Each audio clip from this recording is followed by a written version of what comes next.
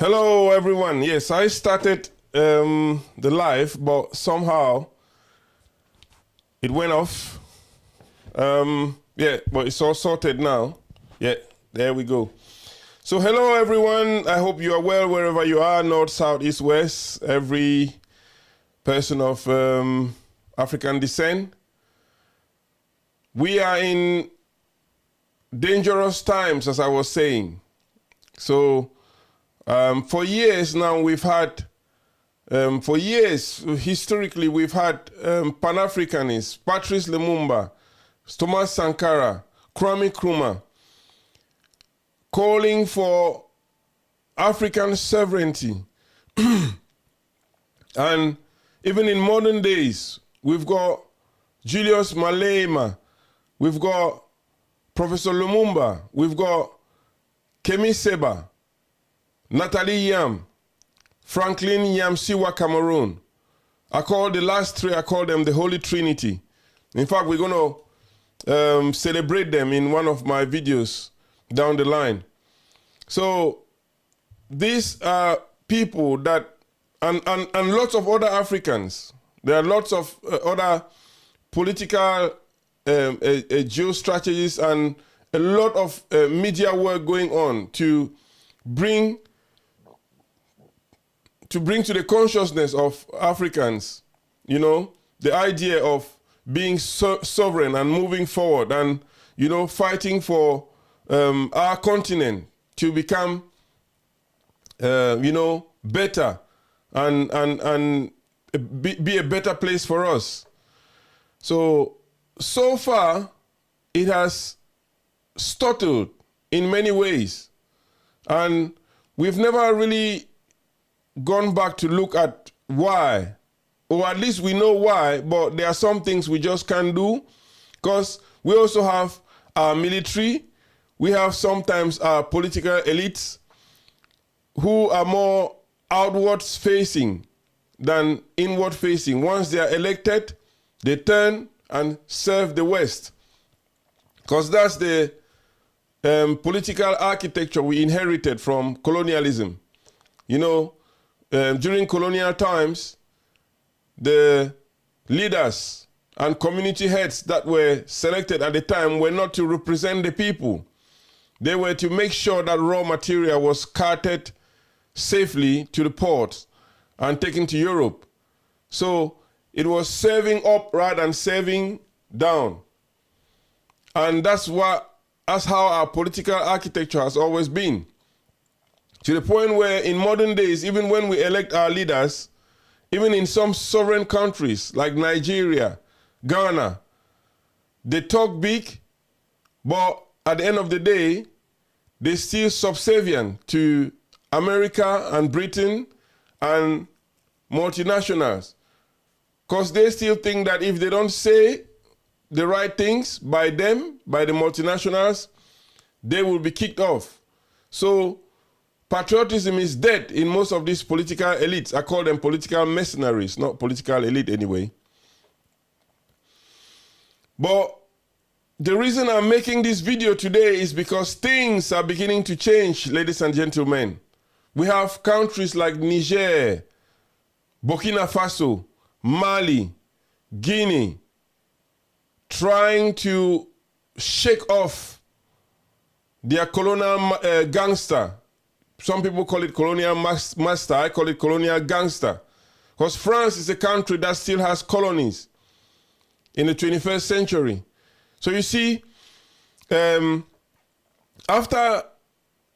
the 60s, or after 60 years ago, most African countries gained independence. And the English-speaking countries had a broader, you know, independence. Had a more convenient, dare I say, independence than the French-speaking countries. In fact, the French-speaking countries have never been independent. France never left. We all know that. We've heard that from our honorable lady, the former AU ambassador, who's been telling us, especially us, the English-speaking Africans, what France is doing in the 15 colonies, I'm not sure that people understand the immensity of what France is doing.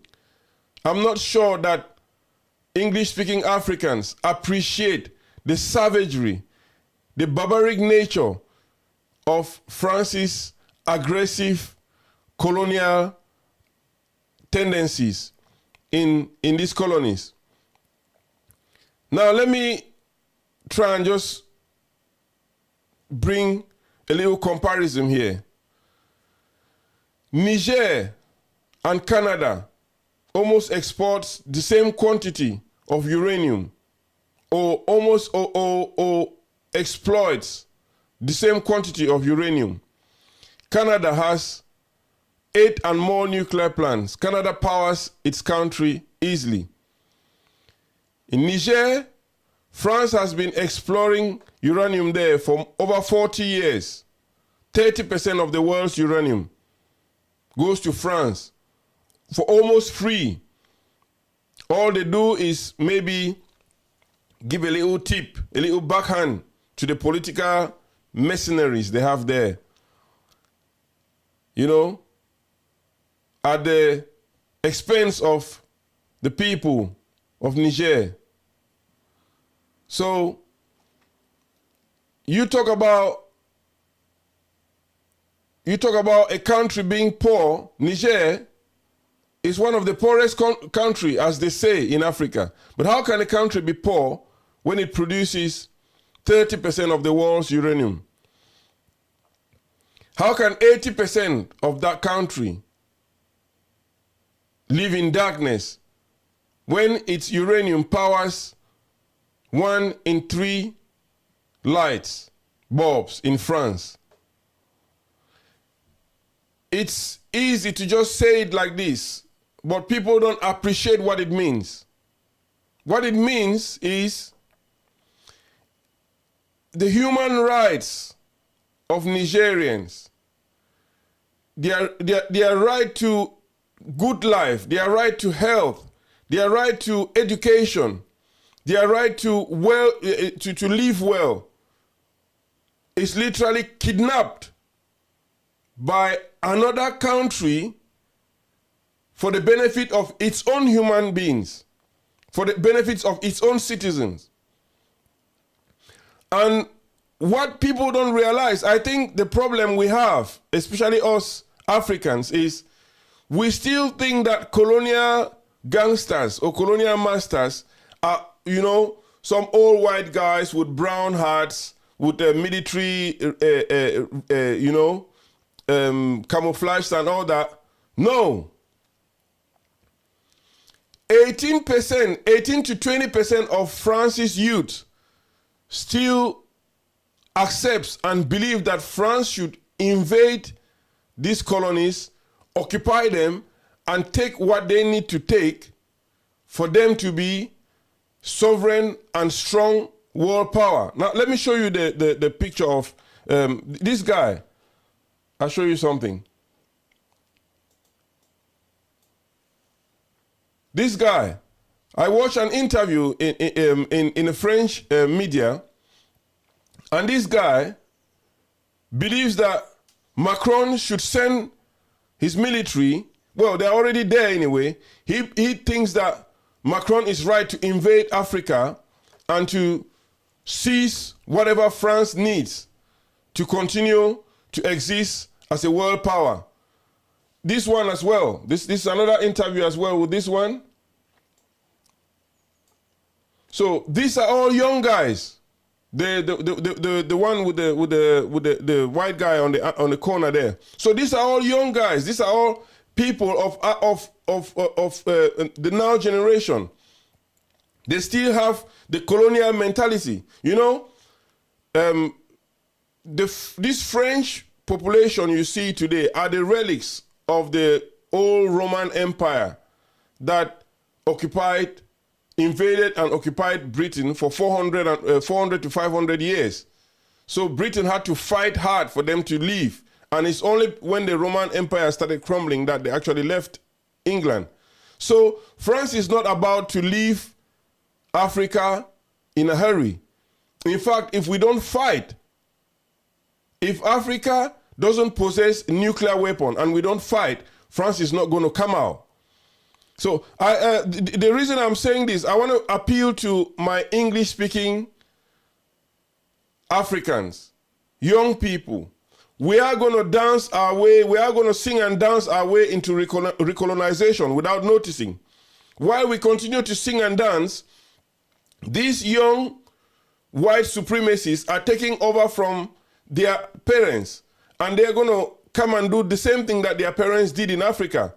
They're going to pull Africa under our feet while we continue to sing and dance. So these are dangerous times. What countries like Niger, Burkina Faso, Mali, and Guinea are doing, we should support them.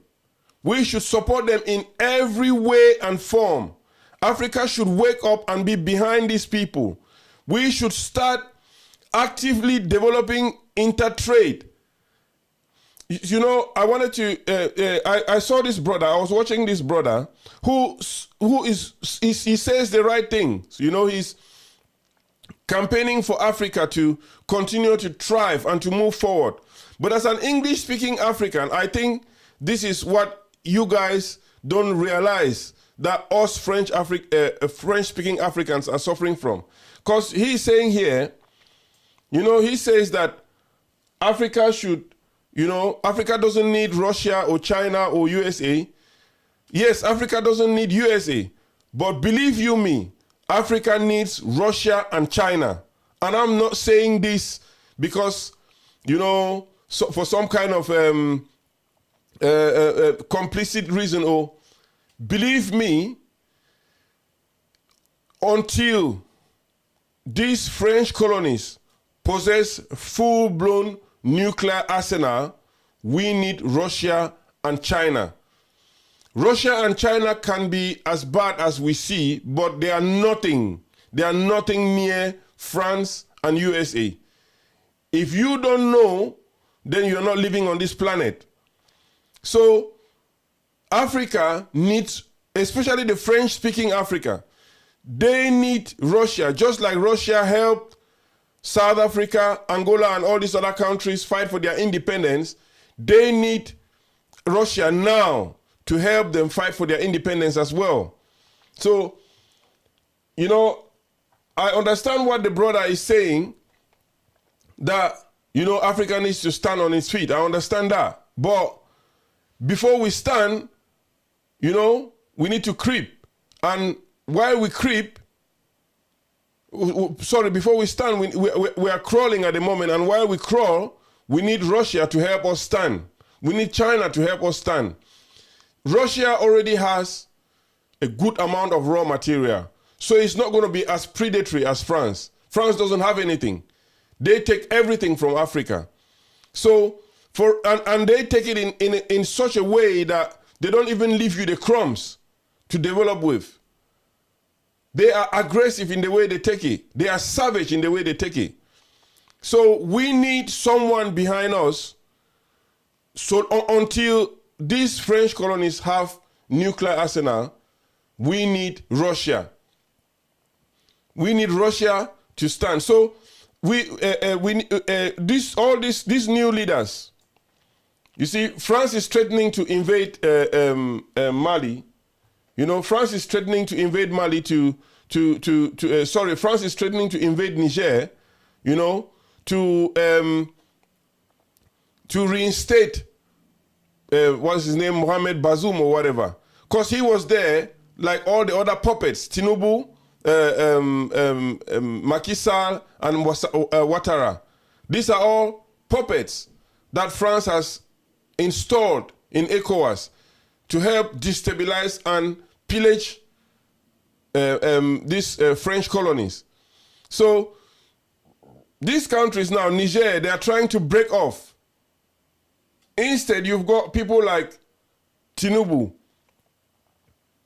Tinubu is another one that, you know, when he got his way into the Nigerian presidency,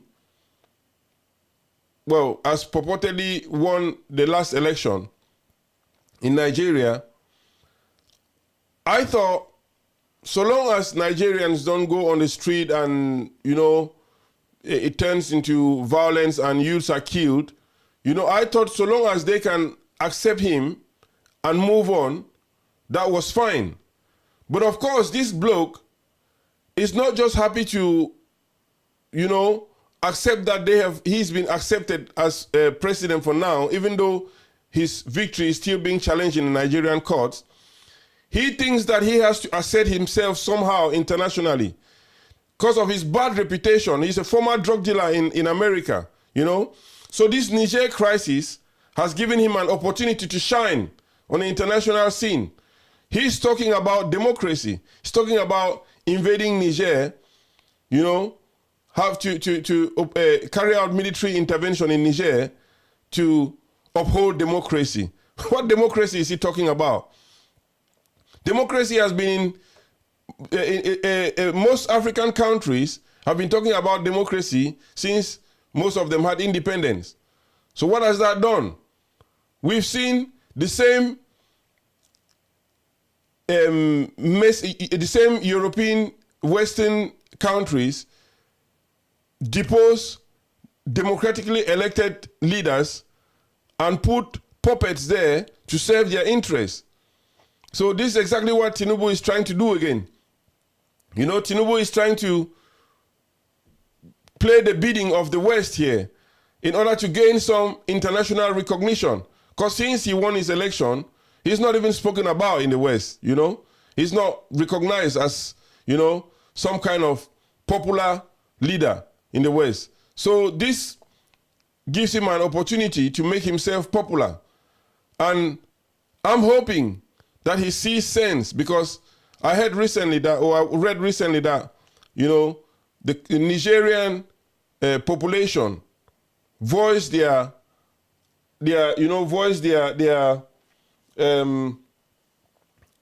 anger towards his attempt to invade Niger. What you should not forget is that the same population that exists in Niger is part of the same population that exists in northern Nigeria. And these people are not going to fight themselves for some European interests. So he's barking under the wrong tree there. And I hope, just like the Nigerian parliament did, to tell him to go to hell with his decision to invade another African country. We are obliged to support Niger in every form. Like I said, young people need to come up with inventive ways to find out what Niger has to offer. One of the best ways to get to this is to urgently improve intra-African trade. Kenya, we've got new sport shoes companies growing up in Kenya. We've got textile in Niger, in Burkina Faso.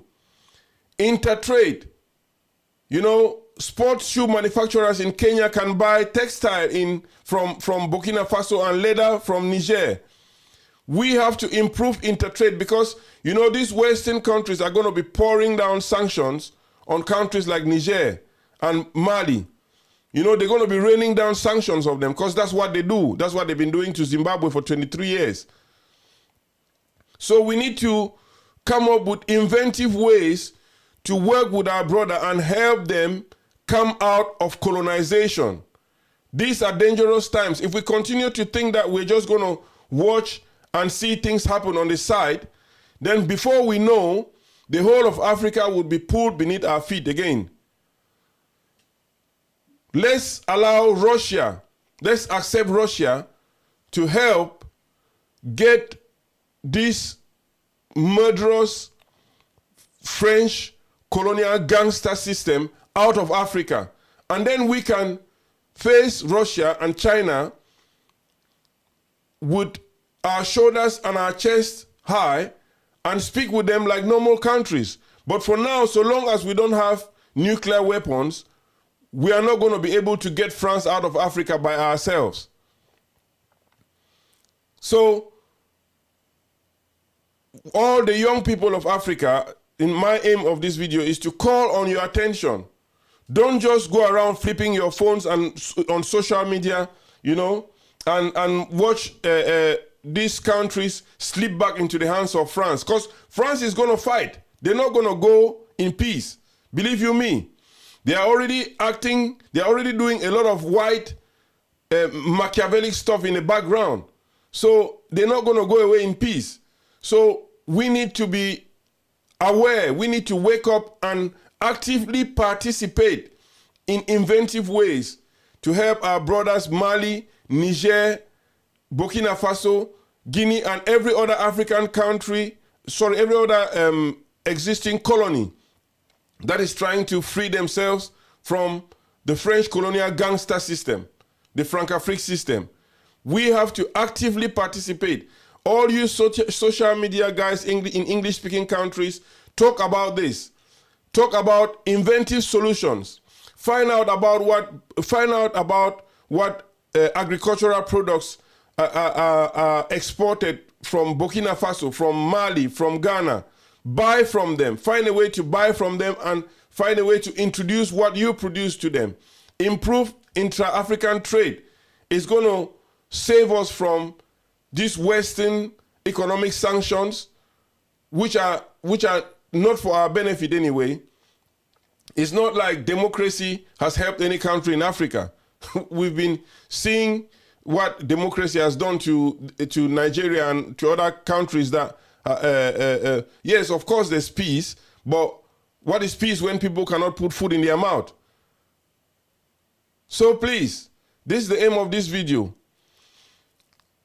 I call on English-speaking Africans not to just walk by and think that what is happening in West Africa is too far from them. No. Let's start to improve intra-African trade, and by so doing, we're going to help each other, and we're going to come out of this. Thanks for listening, and if you have any ideas or anything that you wish to share with me, or anything that you want me to talk about, go in the comment section and express your opinions there. And don't hesitate to subscribe, hit the like button if you like the live, and I will be doing a few more of these just to raise awareness and to try and support all the other Pan-Africanists that are trying to elevate Africa and elevate Africans. We cannot have a better life with the West foot on our necks. It's not going to work. We have to get rid of them somehow in order to progress. Thanks everyone for watching.